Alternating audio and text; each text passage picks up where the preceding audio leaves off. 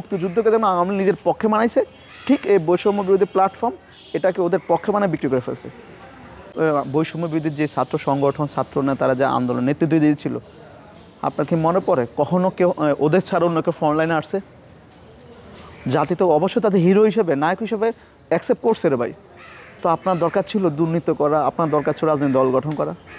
আচ্ছা, একটা কথা বলি, মাওলানা আব্দুল হামিদ খান বাসানী, শহীদ প্রেসিডেন্ট জিয়াউর রহমান, তারা কি দেশে হিরো কীভাবে হয়েছে? শহীদ প্রেসিডেন্ট জিয়াউর রহমান যখন স্বাধীনতা ঘোষণা দিয়েছিলেন, কোনো দলের নেতা ছিলেন? মাওলানা আব্দুল হামিদ খান যখন দেশের জন্য কাজ করেন তখন দলের নেতা ছিলেন? ভাই, আপনারা তো আপনার যে হিরো, জাতির হিরো ছিলেন, ফ্যাসিস্টের বিদায় করে সামনাসামনি নেতৃত্ব দিয়েছেন, আমরা দেশে আপামর জনগণ প্রত্যেক রাজনৈতিক দল আপনার সাপোর্ট দিছে। আপনারা কেন দুর্নীতি করবেন? আপনারা কেন জনগণের বিপক্ষে কথা বলবেন?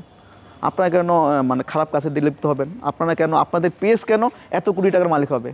150 কোটি পেজ হয়। তারা তো তাদের গ্রন্থকে এখানে হারাই ফেলতেছে। তারা তো আমাদের মুকুট হয়ে থাকার কথা ছিল।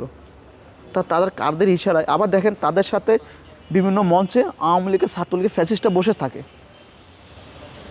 মানে কাদের বিপক্ষে যুদ্ধ করছো তোমরা? আমি যার বিপক্ষে যুদ্ধ, আমার বাবা একজন বীর মুক্তিযোদ্ধা ছিলেন। আমি জন্ম থেকে পাকিস্তান বিরুদ্ধে কথা বলি, কারণ আমার বাবা একজন ওদের যুদ্ধ স্বাধীন করছে। আমি কখনো ওদের কথা আমার পাশে রাখুন না। তো আমি যদি সেই পাকিস্তানি কোনো নেতাকে না আমার পাশে বসাই, তা আমার ইগো থাকে, আমার আদর্শ থাকে। তার তোমরা যাদেরকে নিয়ে বিদায় করেছো, আমাদেরকে নিয়ে যাদের সরাই ফেলছে দেশে ফ্যাসিস্ট বিদায়, সেই ফ্যাসিস্টটা ছাত্র সংগঠন, ছাত্রলীগ, আওয়ামী লীগ নেতাদের তোমাদের পাশে বসাচ্ছ, তোমরা তোমাদের মঞ্চে তুলতেছো, তোমাদের বাড়িতে নিয়ে আসছে কেন? জুলাই সুবিধা সম্পূর্ণ মুষ্টিকয়েক লোক এটা বিক্রি করে ফেলছে।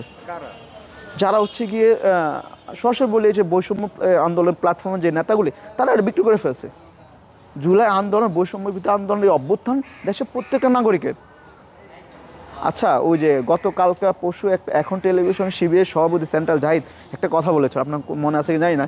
উনি বলছে উনি বাজার যখন করতে গেছিলো, এক সবজিওয়ালা গেছে আন্দোলন যাবে। উনি জিজ্ঞাসা করি কেন ভাই আন্দোলন যাবা? আমার তো সন্তানরা গেছে। ও সবজিওয়ালাকে কোনো বেনিফিট পাওয়ার জন্য কি আন্দোলন গেছিলো? তাহলে ওই সবজিওয়ালা গেছে, সিএনজি চালক গেছে, রিক্সা চালকরা গেছে, তাহলে কিছু পাওয়ার জন্য জানে, তারা দেশকে মুক্ত করতে চাইছে। তাহলে এটা বিক্রি করা একটা পক্ষে নেওয়ার দরকার কি ভাই? স্বাধীনতা যুদ্ধ, মুক্তিযুদ্ধকে যেমন আওয়ামী লীগ নিজের পক্ষে মানাইছে, ঠিক এই বৈষম্য বিরোধী প্ল্যাটফর্ম এটাকে ওদের পক্ষে মানে বিক্রি করে ফেলছে। নতুন বন্দোবস্ত কী ভাই? আপনার সাথে আমার সম্পর্ক, এই দেশের সাথে আমার সম্পর্ক সে আমার ব্লাডের। তো আমার কি ব্লাড চেঞ্জ করা সম্ভব?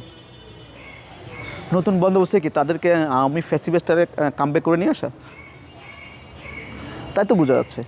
তারা দেখেন কোথাও যখন যাচ্ছে, তারা এই দেশের সিনিয়র সিটিজেনের সম্মান দিবে কে? আমরা দিব। এদেশের সিনিয়র যারা আছে তার সম্মান আমরা দিব। সিনিয়ররা যখন তাদেরকে সামনে বসাচ্ছে, তা অনার দিচ্ছে, তারা সিনিয়র দেশে বেয়াদবি করতেছে। আর এই একটা দেশের স্বাধীনতা, একটা দেশের অভ্যুত্থান কি একটা গোষ্ঠীর দ্বারা সম্ভব? একটা লোকের দ্বারা সম্ভব? একটা সংগ্রাম সম্ভব? ভাষা আন্দোলন কি শুধু মুষ্টি কয়েকজন লোক করছে?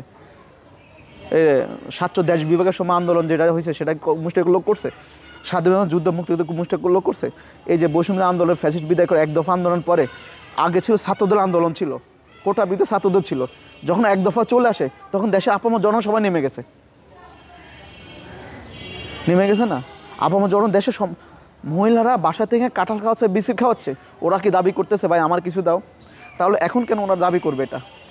আমি চাই এ দেশে গণতন্ত্র ফিরে আসুক, এদেশের মানুষের কথা বলার স্বাধীনতা ফিরে আসুক, এদেশের মানুষের ভোটার থেকে ফিরে আসুক, আপনি বর্তমানে আইনের শাসনটা ফিরে আসুক। আপনি যখন পাড়া মহল্লাগুলো দেখেন আইনের শাসন আছে, মানুষ কথা বলতে পারে কি? এখন কি হচ্ছে, একটা মব জাস্টিস শুরু হয়ে যায় কিছু হলে। কেন ভাই? এটা যেত আপনারা, একটা কথা বলি, আপনার এক পরিবারে গার্ডিয়ান না থেকে পরিবার চলে না, কিন্তু দেশের এখন গার্ডিয়ান নেই। দেশে গার্ডিয়ান দরকার, দেশে নির্বাচন দরকার, নির্বাচন সরকার দরকার একটা, যেন দেশকে নেতৃত্ব দেবে, দেশকে সামনে নিয়ে যেতে পারে।